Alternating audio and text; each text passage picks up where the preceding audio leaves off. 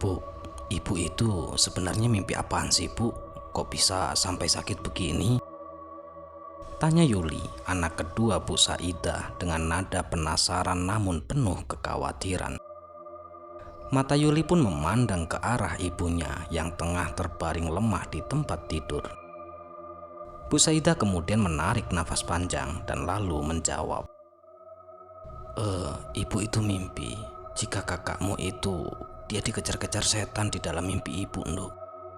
Kakakmu itu lari sembunyi di dalam gubuk kosong, tapi tiba-tiba gubuk itu terbakar. Ibu takut sekali ada sesuatu terjadi terhadap kakakmu itu, Nduk. Dan mimpi itu datang berulang kali selama 7 malam berturut-turut, tepat pada jam yang sama, yaitu pukul 4 pagi, Nduk. Ya, memang sudah beberapa hari terakhir ini, Bu Saidah selalu dihantui oleh mimpi-mimpi buruk yang selalu melibatkan anak sulungnya yang bernama Joko. Setiap malam mimpi itu datang tanpa ampun, menggerogoti ketenangan tidurnya dan membuat tubuhnya perlahan-lahan mulai jatuh sakit. Kecemasan pun terus menghantui pikirannya.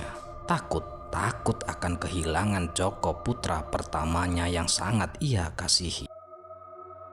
Meski berbeda watak dengan kedua anaknya, bagi Bu Saidah, Joko tetaplah buah hati yang sangat berharga. Meskipun kadang ia keras kepala dan temperamental sebagai kakak dari 3 adiknya, Joko pun memikul tanggung jawab besar setelah ayah mereka meninggal dunia. Ia menjadikan tulang punggung keluarga dalam usia yang masih sangat muda. Mimpi itu seolah-olah ada kekuatan yang tak kasat mata yang mengikat Bu Saidah pada kekhawatiran yang sangat mendalam. Joko yang saat ini sedang sakit, semakin hari semakin membuat hati Bu Saidah semakin gelisah. Keadaan Joko seolah-olah memperkuat keadaan buruk yang selama ini dikhawatirkan oleh Bu Saidah. Sebelum jatuh sakit, Joko memang bekerja di sebuah toko bangunan milik Pak Marji, seseorang pengusaha tua yang sangat menghargai kerja kerasnya. Joko tak hanya menjadi pekerja, namun ia telah dianggap seperti anaknya sendiri oleh Pak Marji. Tidak terhitung berapa banyak bantuan yang telah diberikan oleh Pak Marji kepada Joko, mulai dari uang hingga hadiah-hadiah kecil sebagai bentuk penghargaan. Akan tetapi, semakin lama perhatian berlebih dari majikannya itu terasa semakin aneh. Terutama setelah 3 tahun Joko bekerja di sana, hanya Joko yang menerima perlakuan istimewa ini, dan hal itu mulai menimbulkan tanda tanya besar. Suatu sore, tanpa alasan yang jelas, Pak Marji kala itu tiba-tiba memberikan Joko uang 100.000 dan sepiring nasi tumpeng. Joko yang awalnya merasa bingung tetap menerimanya dengan senyum. Tidak ada acara apapun di rumah Pak Marji dan Joko tak merasa perlu mencurigai apapun. Namun siapa sangka, hadiah yang tampak sepele itu ternyata menjadi awal dari serangkaian peristiwa aneh yang akan mengubah hidup Joko. Selepas pulang bekerja, lebih tepatnya saat waktu maghrib tiba-tiba saja Joko kala itu merasakan sakit luar biasa di bagian perutnya. Rasa sakit itu datang mendadak seperti ada sesuatu yang melilit-lilit organ dalam tubuhnya. Ia pun merintih kesakitan, menggenggam perutnya dengan erat. Awalnya Joko mengira ini hanyalah sakit perut biasa, mungkin karena kelelahan atau makanan yang tidak cocok. Akan tetapi, rasa sakit itu tak kunjung reda, bahkan semakin parah seiring berjalannya waktu. Kegelisahan pun mulai menyelimuti rumah itu dan juga Bu Saidah serta adik-adik Joko mulai khawatir akan keadaannya. Bu, perutku sakit banget, Bu. Rintih Joko dengan suara lemah namun penuh penderitaan. Melihat putranya kesakitan, Bu Saidah pun tak bisa tinggal diam. Dengan bantuan Yuli dan anak adik bungsu Joko, mereka pun segera membawa Joko ke rumah sakit terdekat. Namun keanehan pun semakin terasa ketika dokter yang kala itu memeriksanya waktu itu tidak menemukan gejala penyakit apapun. Tidak ada tanda-tanda penyakit, ucap dokter tersebut sembari menggeleng-gelengkan kepala, merasa heran dengan keadaan Joko saat itu. Joko yang merasa sakit luar biasa mulai frustasi, tak memahami mengapa tubuhnya terasa begitu tersiksa. Sementara menurut hasil medis ia baik-baik saja, dan pada akhirnya tanpa jawaban yang memuaskan, Bu Saidah dan kedua putrinya kala itu membawa Joko kembali pulang. Meski hati mereka masih dipenuhi oleh kekhawatiran dan juga tanda tanya. Waktu itu Bu Saidah dan juga Joko sama sekali tak menyangka bahwa semua kejadian aneh yang mereka alami telah berhubungan dengan makhluk tak kasat mata. Bu Saidah pun hanya berpikir sederhana. Ia memberikan Joko obat herbal yang ia percaya mampu meredakan keluhan ringan, serta obat nyeri yang didapatkan dari dokter. Sesekali ia membawa Joko ke dukun pijat tradisional dengan keyakinan bahwa anaknya mengalami turun perut. Sebuah kondisi yang menurutnya menjadi penyebab utama Joko merasa sakit di bagian perut. Mbah Minah, sang dukun pijat, dengan tekun memijat tubuh Joko. Ia pun mengoleskan minyak urut di sekitar perut yang terasa nyeri. Akan tetapi, meskipun dipijat berkali-kali, Joko hanya bisa merintih kesakitan, bahkan tak ada tanda-tanda kesembuhan yang diharapkan. Saat jari jemari tua Mbah Minah terus menyusuri perut Joko, ia tiba-tiba saja berhenti dan kemudian bertanya dengan nada heran. Le, kamu itu habis makan apa toh? Kok bisa sakitnya begini?" tanya Mbah Minah dengan suara pelan namun penuh kegelisahan. Meski Joko saat itu sedang kesakitan, ia terus berusaha mengingat dengan jelas apa yang sudah ia makan sebelumnya. Seingat saya Mbah, saya itu habis makan nasi tumpeng sepulang kerja Mbah. Tapi pas waktu maghrib tiba-tiba saja perutku sakit sekali Mbah, jawab Joko dengan suara lemah sembari matanya sesekali terpejam menahan rasa sakit yang semakin menusuk.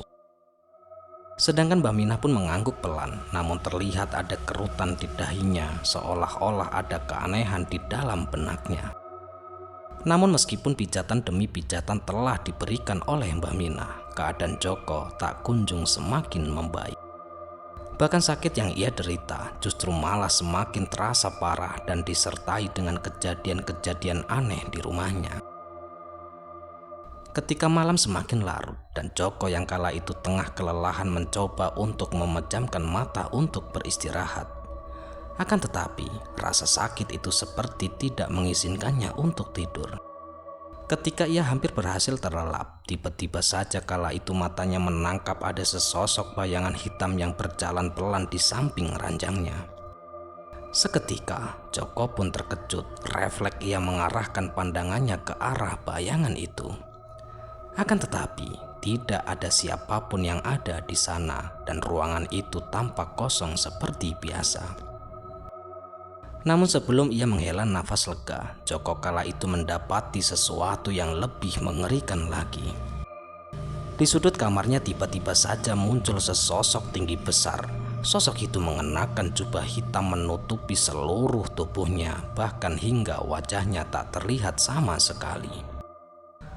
Sosok itu pun hanya terdiam diri, seperti patung menciptakan ketakutan yang memuncak di hati Joko.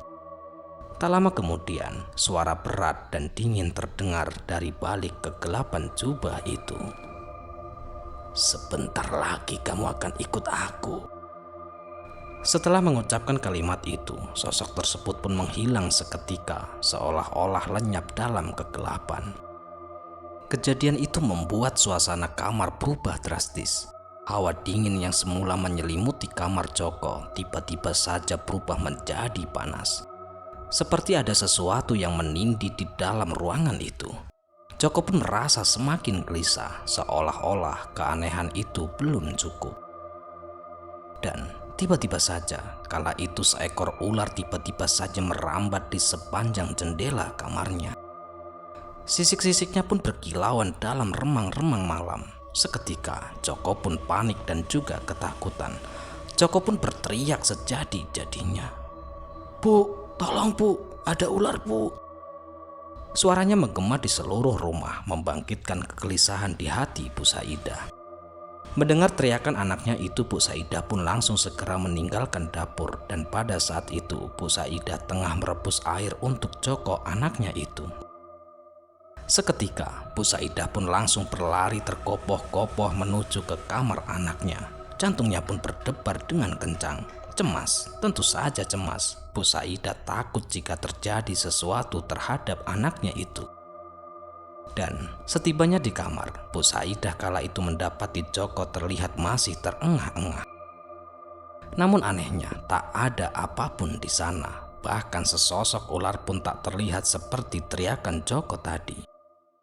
Nafas Bu Saidah tersengal-sengal setelah berlari. Pandangannya menyapu sekeliling ruangan.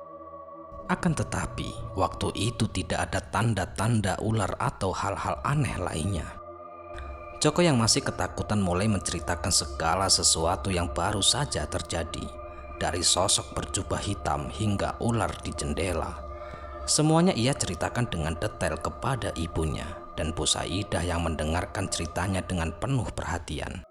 Dan pada saat itu, ia pun mulai merasakan ada sesuatu yang janggal. Akan tetapi, belum sempat Joko menyelesaikan ceritanya, tiba-tiba saja tubuhnya kala itu mengejang. Rasa sakit di perutnya muncul tiba-tiba kembali dengan hebat. Bu Saidah hanya bisa menatap anaknya dengan hati yang semakin berat.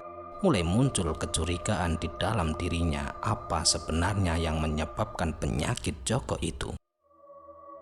Kenapa semua ini terasa semakin aneh? Dengan hati yang dikuasai oleh kecemasan yang tak kunjung reda, Bu Saidah pun akhirnya memutuskan untuk membawa anak sulungnya itu yang bernama Joko yang sakit misterius kepada seseorang kiai yang bernama Kiai Anwar.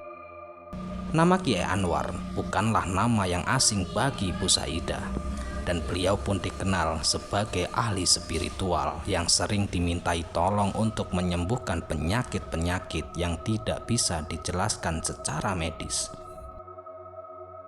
Bahkan penyakit-penyakit yang berhubungan dengan makhluk halus.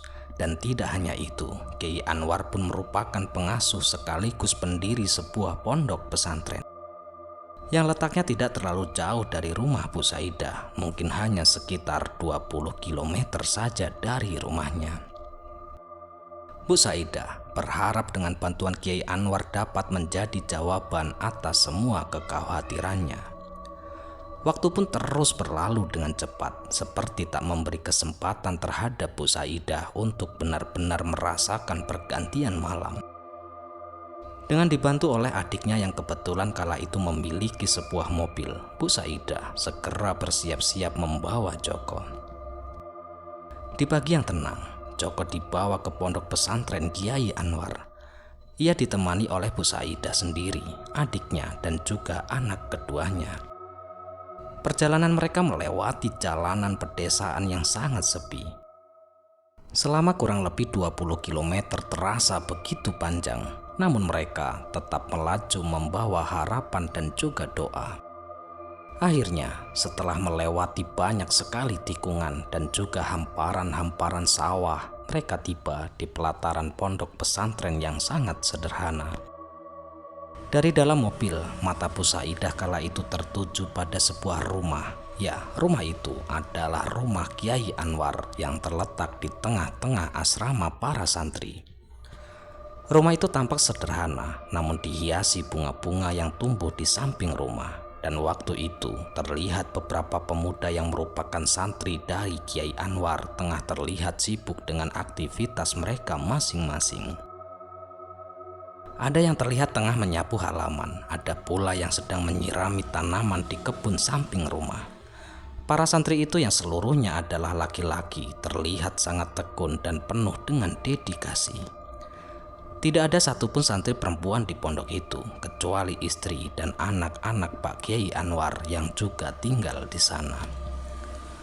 Pondok ini memang dikhususkan untuk santri laki-laki dan kebanyakan dari mereka sudah dewasa semua. Dan terlihat dari raut wajah mereka serta sikap yang sangat matang. Pondok pesantren ini pun mungkin bukanlah pondok yang besar, namun suasana hangat dan rasa kebersamaan yang terpancar dari para santrinya membuat tempat itu terasa hidup. Para santri selain mendalami ilmu agama, mereka pun juga mempelajari ilmu hikmah dari Kiai Anwar. Ilmu yang tidak hanya mencakup syariat, tapi juga pengobatan alternatif dan keterampilan spiritual lainnya. Bahkan banyak dari mereka yang setelah selesai menuntut ilmu di pondok ini, mereka kembali ke daerahnya masing-masing dan menjadi perantara penyembuh penyakit para masyarakat sekitar. Setelah menatap suasana pondok, Bu Saidah pun kemudian melangkahkan keluar dari mobil. Kakinya pun terasa sedikit gemetar. Bukan karena lelah, melainkan karena rasa harap dan juga khawatir yang bercampur aduk menjadi satu. Bu Saidah pun kemudian berjalan menuju rumah Kiai Anwar dengan langkah pasti. Setelah sampai di depan pintu rumah, kemudian ia mengetuk pelan dan mengucapkan salam. Tidak lama kemudian terdengar suara lembut dari dalam rumah, dan saat pintu rumah mulai terbuka, kala itu mulai menampakkan sesosok seseorang laki-laki yang berusia sekitar 50 tahun. Laki-laki itu mengenakan baju koko putih dan sarung bermotif kotak-kotak. Senyum hangat dan juga ramah menyambut kedatangan Bu Saidah. Ya, beliau adalah Kiai Anwar, sesosok yang selama ini dikenal penuh wibawa, namun tetap penuh dengan rendah hati. Kemudian Bu Saidah pun dipersilahkan masuk dan duduk di kursi yang berada di depan rumah. Sementara itu, Joko dan juga Yuli tetap berada di dalam mobil memperhatikan dari kejauhan. Sesekali mereka melihat Bu Saidah berbicara dengan Kiai Anwar, dan tampak Bu Saidah kala itu beberapa kali menunjuk ke arah mobil tempat mereka berada. Selang beberapa menit berbincang, Bu Saidah kala itu berdiri kembali dan berjalan ke arah mobil, bersiap-siap untuk membawa Joko bertemu dengan Kiai Anwar. Sesampainya di mobil, Bu Saidah segera memberi aba-aba kepada yang lainnya, yang sedari tadi hanya menunggu instruksinya dengan penuh kekhawatiran. Dengan suara lembut namun tegas yang keluar dari bibirnya, Bu Saidah pun kemudian berbicara. "Ayo cepat, kita bawa kakakmu ke rumah Pak Kiai sekarang juga." Tanpa membuang waktu, Yuli dan juga bersama adik Bu Saidah kala itu segera membawa Joko yang saat itu sangat lemah. Langkah mereka pun sangat cepat namun penuh dengan ketegangan, seolah-olah tahu bahwa waktu sangatlah berharga dalam situasi ini. Dengan hati yang berat, mereka pun berjalan menuju ke rumah Pak Kiai Anwar, tempat harapan terakhir mereka bertumpu. Ketika mereka tiba di rumah Pak Kiai, suasana rumah itu terasa sangat berbeda, seperti ada kekuatan yang menyelimuti seluruh ruangannya. Tanpa banyak bicara, Pak Kiai kemudian mempersilahkan mereka masuk dengan gestur tangan yang tenang, namun penuh dengan wibawa. "Bawa dia masuk saja, Mas. Kemudian baringkan di sana ya," ucapnya sembari menunjuk tempat yang biasanya dia gunakan untuk mengobati pasien-pasiennya. Tempat itu tampak sederhana, namun aura spiritual terasa kental di sekelilingnya.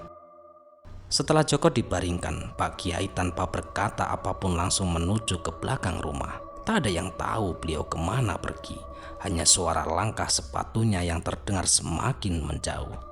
Akan tetapi, tak lama berselang, beliau pun kembali dengan membawa sesuatu dan kemudian duduk di kursi di samping ranjang Joko. Dengan perlahan-lahan, Pak Kiai pun menutup matanya dan bibirnya kala itu mulai bergeming melafalkan doa dan juga ayat-ayat suci dengan penuh hikmat. Dan tiba-tiba saja, Joko yang awalnya hanya terdiam seketika langsung mengejang hebat. Tubuhnya bergetar hebat ketika Pak Kiai meletakkan tangannya di atas perutnya. Seolah-olah ada sesuatu yang berusaha keluar dari perutnya itu. Jeritan Joko pun semakin keras, seakan-akan tengah merasakan rasa sakit yang sangat luar biasa. Meskipun begitu, Pak Kiai pun tetap tenang dan kemudian tetap melanjutkan doa-doanya. Hingga akhirnya Pak Kiai pun kala itu mengeluarkan sebuah tasbih putih. Dengan perlahan-lahan tasbih tersebut Pak Kiai rendam di dalam air yang jernih di sebuah wadah kecil. Akan tetapi, sebuah kejadian yang tak terduga pun terjadi. Air yang semulanya bening berubah menjadi merah pekat setelah tasbih terendam di dalamnya. Dan seketika mata semua orang yang kala itu berada di sana pun seketika langsung terbelalak melihat perubahan itu. Namun Pak Kiai tetap tenang dan tanpa ragu Pak Kiai kemudian mengambil air tersebut dan langsung meminumkannya terhadap Joko yang saat itu masih saja terus merintih. Namun tak disangka-sangka saat air itu menyentuh bibirnya, tiba-tiba saja sebuah suara keluar dari mulutnya yang melainkan bukanlah suara Joko yang mereka kenal. Akan tetapi suara tersebut terdengar berat dan juga asing, seolah-olah datang dari alam lain yang bersemayam di tubuhnya itu. Kalian itu tidak usah ikut campur urusanku. Sukma orang ini akan ikut bersamaku. Ucap suara itu yang penuh dengan ancaman. Namun Pak Kiai hanya menggeleng pelan dan terlihat tanpa sedikit pun gentar. Pak Kiai kemudian melafalkan doa-doanya dan kali ini dengan nada yang lebih tegas dan kemudian tangannya menekan perut Joko lebih kuat lagi. Seketika Joko pun langsung mengerang kesakitan, tetapi di saat yang sama sesuatu yang lebih mengerikan mulai terjadi. Ya, dari balik tubuh Joko kala itu terguncang-guncang, tiba-tiba saja sesosok tinggi besar muncul perlahan-lahan. Dan sosok itu mengenakan kain serba hitam yang menutupi wajah dan juga tubuhnya. Kehadiran sosok itu pun membuat ruangan seketika terasa begitu dingin dan mengerikan. Bu Saidah yang melihat sosok itu hanya bisa terdiam terpaku karena sosok itulah yang muncul di dalam mimpi buruknya. Hanya doa yang bisa ia panjatkan dalam hatinya, memohon agar anaknya bisa selamat dari cengkraman sesosok yang mengerikan itu. Dengan suara yang bergetar, Pak Kiai Anwar pun berbicara. Astagfirullah. Anak sampean ini sudah diincar, Bu. Bahkan nyawa anak sampean yang mereka harapkan. Kata-kata itu membuat semua orang yang berada di sana pun terhenyak. Jantung mereka seakan-akan berhenti berdetak. Maksudnya gimana Pak Kiai? Tanya Bu Saidah dengan suara pelan yang hampir tak keluar dari tenggorokannya. Namun Pak Kiai hanya terdiam dan tanpa memberikan penjelasan apapun, kemudian Pak Kiai memejamkan matanya melanjutkan doa-doanya. Dan seketika suasana menjadi semakin mengerikan seperti ada perang yang tengah terjadi di alam yang tak kasat mata. Pak Kiai pun melanjutkan doa-doanya dengan lebih intens dan sosok tinggi besar itu tampak semakin nyata seolah-olah siap mengambil apa yang menjadi incarannya. Tak lama kemudian gerakan tangan Pak Kiai menjadi lebih cepat seperti sedang bertarung dengan kekuatan yang tak terlihat. Dua cahaya yang berbeda muncul, satu dari Pak Kiai dan satu lagi dari sosok hitam itu. Dua cahaya itu pun saling beradu dengan hebat dan tiba-tiba saja suara dentuman keras terdengar membuat meja di depan mereka bergetar hebat seakan-akan ruangan itu tak mampu menahan energi yang dilepaskan dari pertempuran tak kasat mata itu. Tiba-tiba saja sosok hitam itu pun lenyap seketika meninggalkan keheningan yang sangat luar biasa. Dan pada saat itu Pak Kiai pun menurunkan tangannya dengan begitu berat. Nafasnya masih terengah-engah namun penuh dengan kemenangan. Sementara itu Joko terbaring lemah tak berdaya namun wajahnya kali ini terlihat lebih tenang. Seolah-olah sesuatu yang gelap telah sirna dari dalam tubuhnya dan Bu Saidah pun hanya bisa menghela nafas panjang dengan perasaan yang bercampur aduk antara syukur dan kelelahan yang sangat mendalam. Pak Kiai pun menghela nafas panjang sebelum akhirnya berkata dengan tenang namun tegas. Alhamdulillah, anak sampean telah diselamatkan dari jerat tumbal pesugihan, Bu. Hampir saja nyawa anak sampean dijadikan tumbal seseorang. Ucapan itu seolah-olah menggelegar di telinga semua orang yang ada di ruangan itu. Mereka semua pun terdiam saling bertukar pandang satu sama lain. Sebelum akhirnya tatapan mata mereka beralih terhadap Joko yang waktu itu tengah terbaring lemah di atas ranjang. Ada keheranan dan ada rasa tak percaya yang bercampur dalam benak mereka. Bagaimana mungkin Joko yang selama ini dikenal sebagai pemuda biasa bisa diincar sebagai tumbal praktik pesugihan? Seolah-olah tak ingin mempercayai kenyataan itu, mereka hanya bisa terdiam. Dan beberapa saat kemudian Joko pun mulai membuka matanya, tanda bahwa Joko saat itu mulai pulih kembali. Ketika mendengar penjelasan lebih lanjut dari Pak Kiai, Joko pun perlahan-lahan mulai bercerita. Suaranya terdengar lemah namun cukup jelas untuk didengar oleh semua orang yang berada di sana. Ia pun mulai menjelaskan peristiwa-peristiwa aneh yang dialaminya sebelum jatuh sakit. Semuanya dimulai 4 tahun yang lalu ketika ia pertama kali bekerja di tempat Pak Marji. Di awal masa kerjanya, Joko tidak merasakan ada hal yang aneh. Semuanya berjalan seperti biasa. Dan ia pun diperlakukan sama seperti karyawan lainnya. Akan tetapi, seiring berjalannya waktu, terutama ketika Joko sudah memasuki tahun ketiga bekerja di sana, perlakuan Pak Marji terhadapnya mulai berubah secara signifikan. Tidak hanya bersikap lebih ramah, bahkan Pak Marji kala itu sering memberinya banyak sekali hadiah yang tak terhitung jumlahnya. Mulai dari uang tunai, makanan, sembako, hingga barang-barang lain yang berguna untuk keluarganya yang di rumah. Awalnya Joko merasa beruntung mendapat perhatian lebih dari sang majikan. Namun, lambat laun ia mulai merasa ada sesuatu yang tidak wajar. Bahkan keanehan itu pun terasa semakin nyata ketika ia menyadari setiap tahun selalu ada satu karyawan yang meninggal dunia di tempat kerja mereka. Entah karena sakit, kecelakaan, atau bahkan kematian yang terjadi begitu mendadak tanpa alasan jelas. Joko dan juga para karyawan lainnya awalnya menganggap semua itu hanya sebagai kebetulan semata. Sesuatu yang tidak perlu dicemaskan lebih jauh. Namun, seiring berjalannya waktu, mereka mulai bertanya-tanya dalam hati. Meski tidak ada yang berani mengungkapkannya secara terbuka, dan tak satu pun dari mereka yang menyadari bahwa semakin mereka telah menjadi korban dari sesuatu yang jauh lebih mengerikan. Tanpa mereka ketahui bahwa Pak Marji telah menggunakan mereka sebagai tumbal pesugihan yang ia lakukan demi memperkaya dirinya sendiri.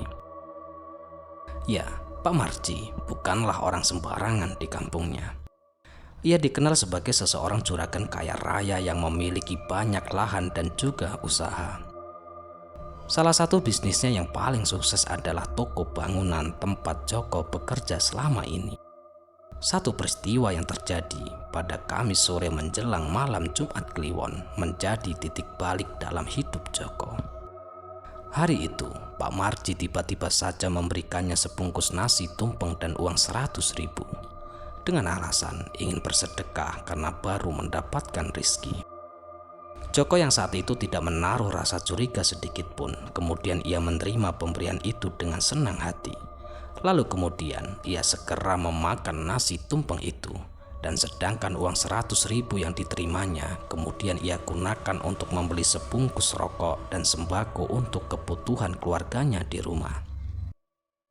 Baginya itu adalah berkah yang tidak terduga, sebuah bentuk kebaikan dari majikannya yang selama ini ia anggap dermawan. Akan tetapi, apa yang terjadi setelahnya benar-benar di luar dugaannya. Malam itu, tepat ketika hari berganti menjadi malam Jumat Kliwon, Joko tiba-tiba saja merasakan sakit yang sangat luar biasa, lebih tepatnya di bagian perutnya. Rasa sakit itu terasa begitu menyiksa hingga membuatnya hampir tak mampu bergerak.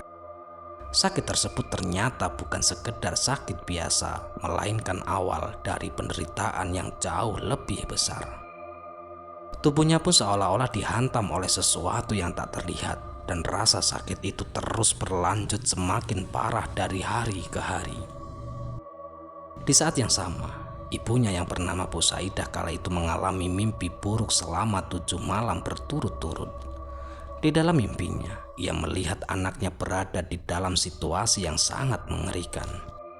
Seolah-olah Joko waktu itu sedang berada di ambang kematian. Mimpi itu membuat Bu Saidah diliputi rasa cemas yang tak tertahankan.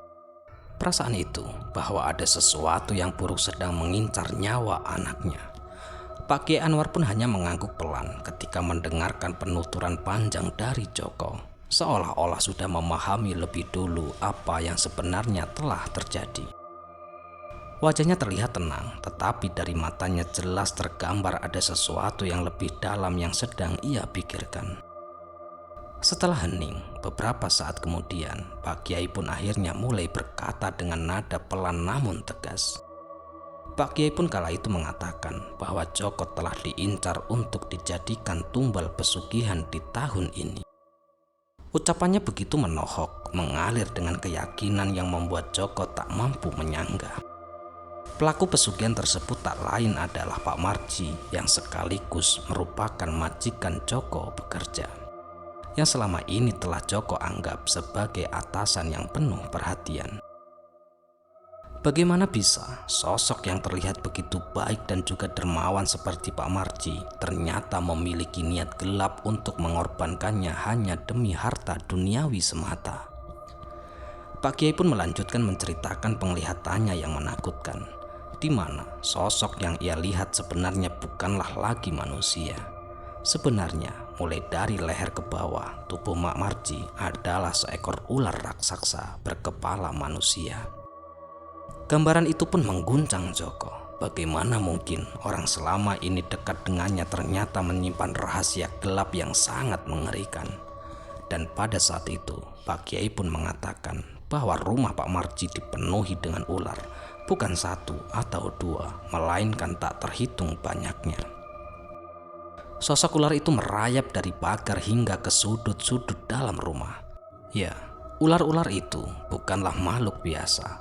Mereka adalah seorang penjaga dan makhluk yang ditugaskan untuk melindungi sang pemilik rumah dan siap memangsa siapapun yang menjadi target tumbal selanjutnya. Pak Kiai pun menekankan bahwa apa yang ia lihat hanya bisa disaksikan oleh orang-orang yang memiliki kelebihan tertentu yang mampu menembus tirai dunia gaib. Orang biasa seperti Joko dan juga tetangga-tetangganya tak akan pernah menyadari kengerian yang sebenarnya tersembunyi di balik dinding rumah Pak Marji. Dan nasi tumpeng serta uang yang diberikan kepada Joko, Pak Kiai pun memastikan bahwa itu adalah media yang digunakan untuk menyanggupi Joko dengan sosok iblis yang mengincarnya demi menjadikan tumbal selanjutnya. Lebih lanjut, Pak Kiai pun menjelaskan bahwa tidak semua orang terkena pesugihan seperti Joko akan langsung merasakan sakit di perut seperti yang ia alami. Ada juga yang tiba-tiba mengalami kecelakaan atau bahkan meninggal dunia tanpa sebab yang jelas. Dan semua itu adalah bagian dari permainan iblis dalam ritual pesugihan tersebut. Pak Kiai pun berpesan dengan tegas agar Joko lebih berhati-hati di masa mendatang. Pak Kiai, ia mengingatkan agar Joko tidak mudah tergoda oleh rayuan atau pemberian dari siapapun, karena bisa jadi ada niat terselubung di baliknya.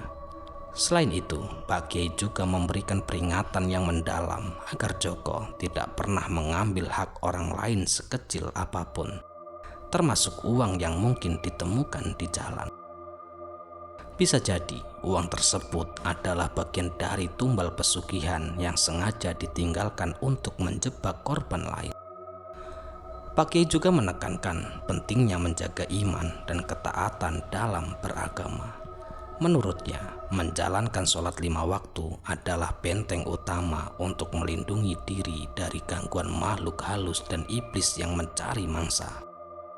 Hanya dengan mendekatkan diri kepada Allah Subhanahu wa Ta'ala, seseorang bisa terhindar dari bahaya pesugihan dan tipu daya duniawi.